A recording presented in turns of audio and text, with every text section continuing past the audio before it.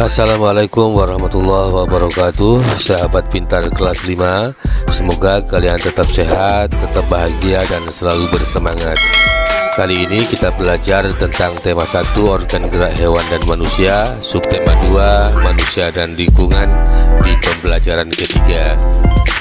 Segera kita memulai pembahasannya.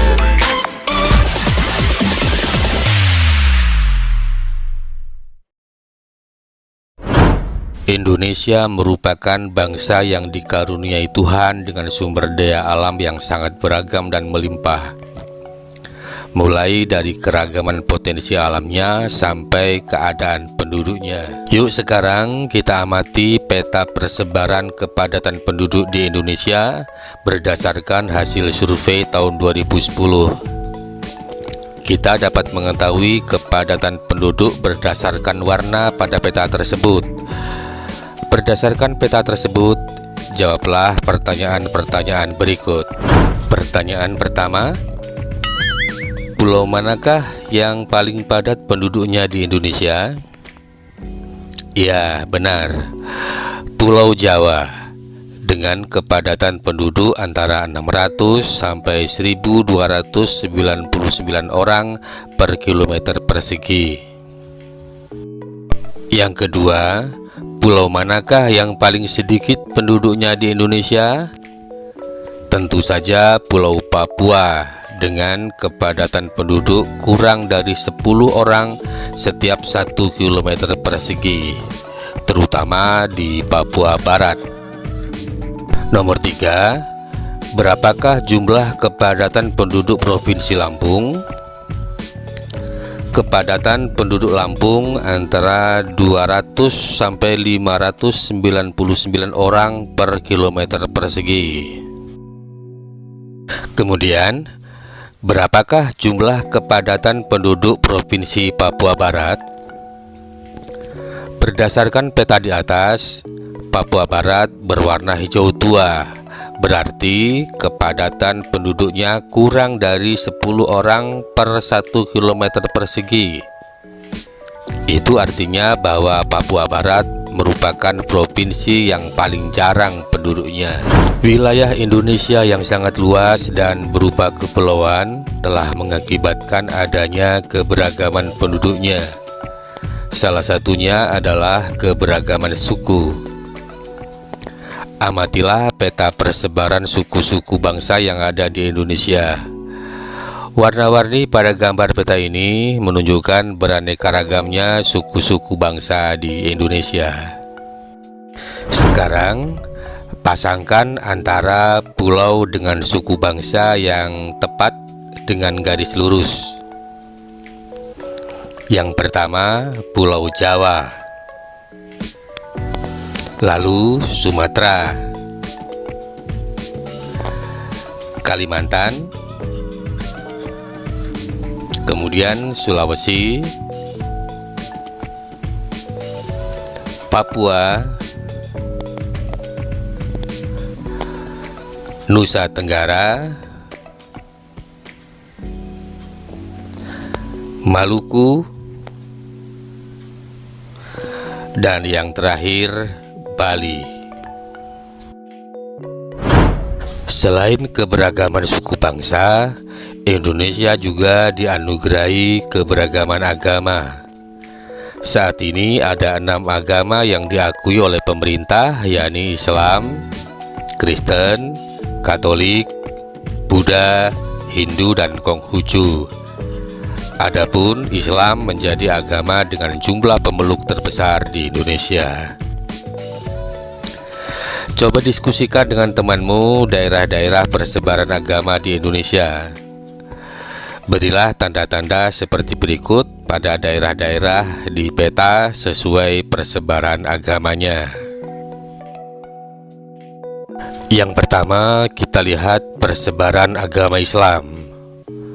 Agama Islam tersebar di sebagian besar pulau-pulau di Indonesia. Kemudian agama Katolik ada di sebagian Maluku. Buddha ada di sebagian kecil wilayah di Sumatera.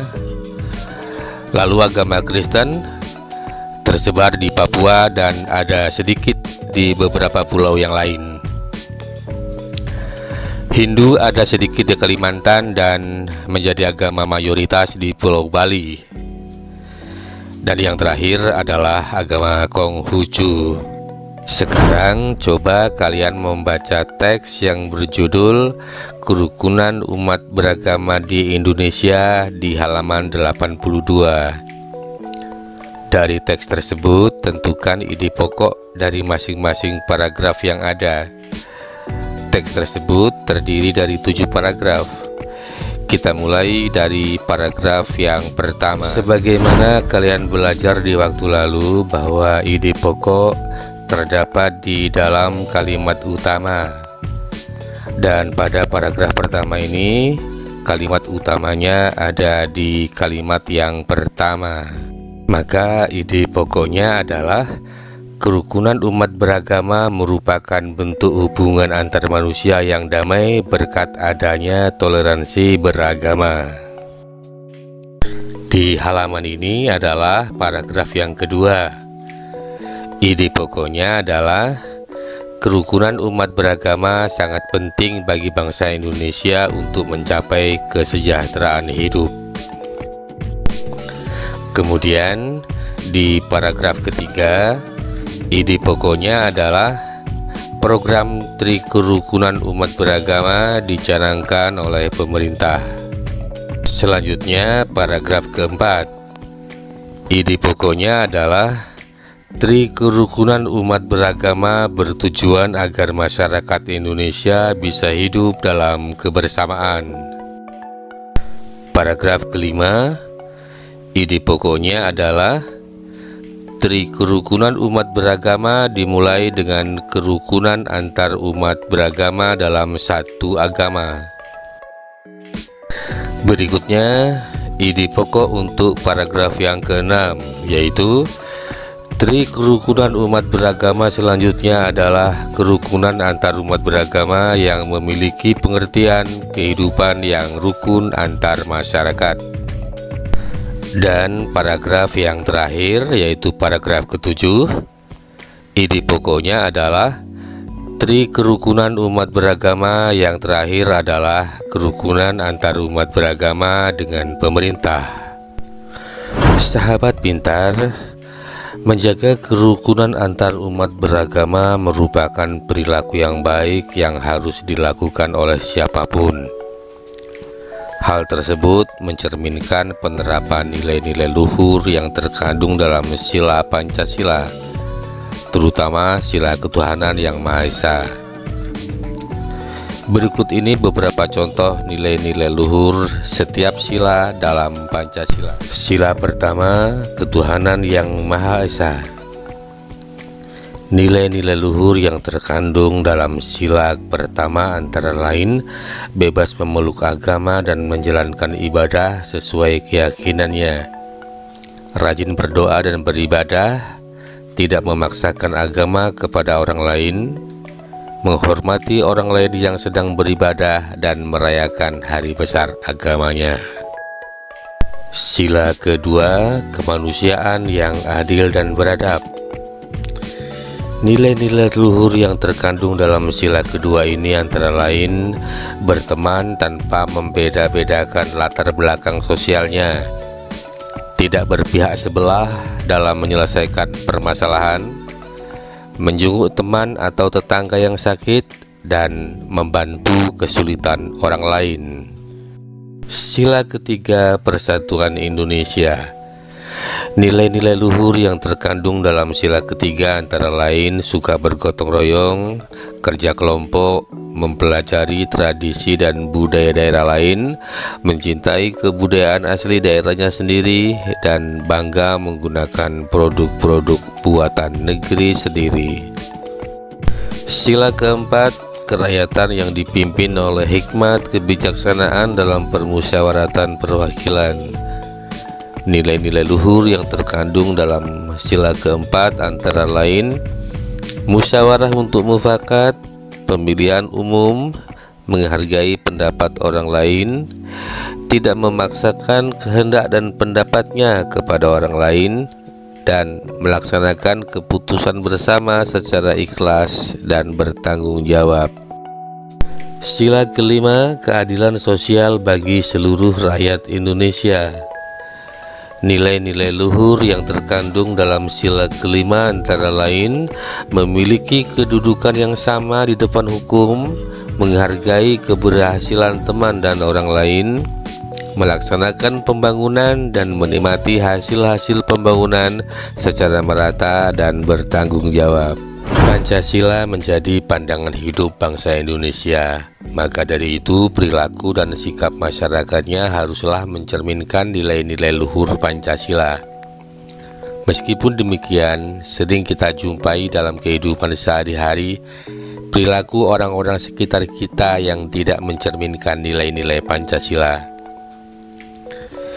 Berikut beberapa contoh perilaku yang tidak mencerminkan nilai-nilai Pancasila. Di lingkungan sekolah, perilaku yang tidak sesuai dengan nilai-nilai Pancasila antara lain memilih teman hanya yang kaya saja, tidak mau meminjamkan peralatan sekolah kepada teman, menyontek, berkelahi, tidak mau mengikuti upacara bendera, mengejek teman, dan sebagainya.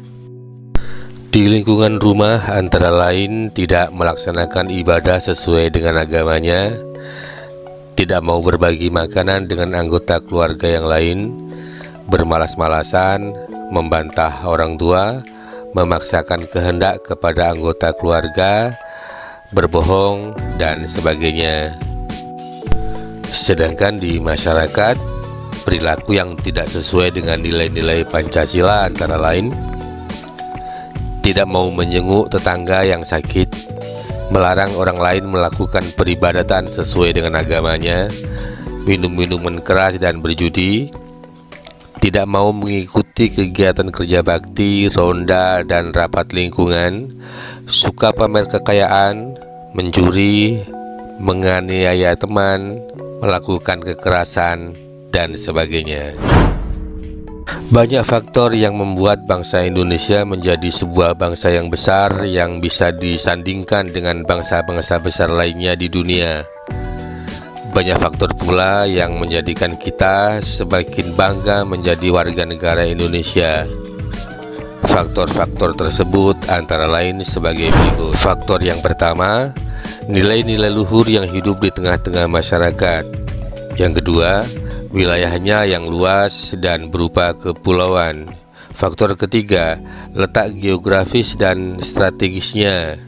Faktor yang keempat, besarnya jumlah penduduk. Faktor kelima, beragamnya suku, agama, ras, dan golongan. Dan faktor yang terakhir, yang keenam, beragamnya budaya, sosial, dan ekonomi.